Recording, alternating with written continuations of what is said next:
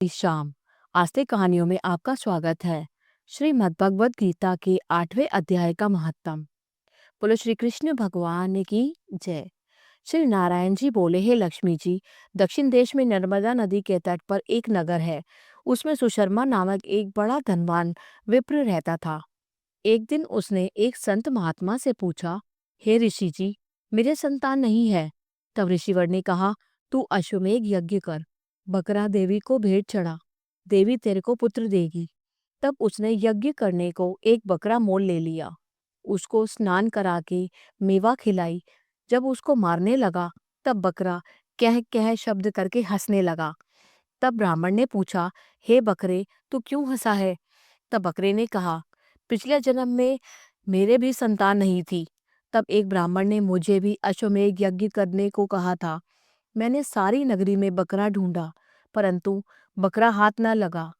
ढूंढते ढूंढते एक बकरी का बच्चा दूध पीता हुआ मिला। तब उस बच्चे समेत बकरी को मोल ले लिया। तब उसको बकरी के स्तन से छुड़ाकर यज्ञ करने लगा। तब बकरी ने बोला, अरे ब्राह्मण, तू ब्राह्मण नहीं जो मेरे पुत्र को होम में देने लगा है, तू महापापी है। क्या यह भी कभी सुना है कि पराये पुत्र को मारने से किसी ने पुत्र को पाया है? तू अपनी संतान के लिए मेरे पुत्र को मारता है। वह बकरी बहुत ही कुछ कहती रही, पर मैंने होम किया। तब बकरी ने श्राप दिया कि तेरा गला भी इसी भांति कटेगा। ऐसा श्राप देकर वह बकरी तड़प तड़प कर मर गई। कुछ समय बाद मेरा भी काल आया। मेरे कर्मों के कारण मुझे नरक की आग में तपाया गया। फिर नरक भोगकर अनेकों योनियों में जन्म लेकर महान दुख भोगता रहा। अब बकरे का जन्म पाया है। तब मुझे एक बाजीगर ने मोल ले लिया। अब सुख पाऊंगा, किंतु तू छुरी लेकर मारने लगा। तभी ब्राह्मण ने कहा, हे बकरे, तुझे भी जान प्यारी है। अब मैं अपने नेत्रों से देखी हुई तुझे कुछ बात कहता हूँ। कुरुक्षेत्र में एक चंद्र सुशर्मा राजा स्नान करने आया था। उसने ब्राह्मण से पूछा, ग्रहण में क्या दान करूं? उसने कहा, हे राजन, काले पुरुष का दान कर। तब राजा ने काले लोहे का एक पुरुष बनवाया।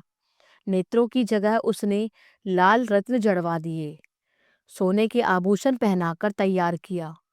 तब वह काला पुरुष कह कह शब्द करके हंसा। राजा डर गया कि कोई बड़ा अवगुण है या कुछ है जो लोहे का पुरुष इस तरीके से हंसा है। तब लोहे के उस काले पुरुष ने ब्राह्मण को कहा, हे ब्राह्मण, तू मुझे लेगा? तब ब्राह्मण ने कहा, मैंने तेरे सरीखे कई पचाए हैं। तब काले पुरुष ने कहा, तू मुझे वह कारण बता जिस कारण से तूने अनेक दान पचाए हैं। तब विप्र ने कहा, जो गुण मेरे में है सो मैं ही जानता हूँ। तब वह काला पुरुष कह कह शब्द कर फट गया। उसमें से एक कालिका की मूर्ति निकल आई। तब विप्र ने श्री गीता जी के 8वें अध्याय का पाठ किया। उस कालिका की मूर्ति ने सुनकर अपनी देह पलट दी। जल की अंजलि भर के उस विप्र ने मूर्ति पर जल छिड़क दिया और छिड़कते ही तत्काल उसकी देह देवदेही हो गई और देवदेही पाई विमान पर बैठकर बैकुंठ को चली गई।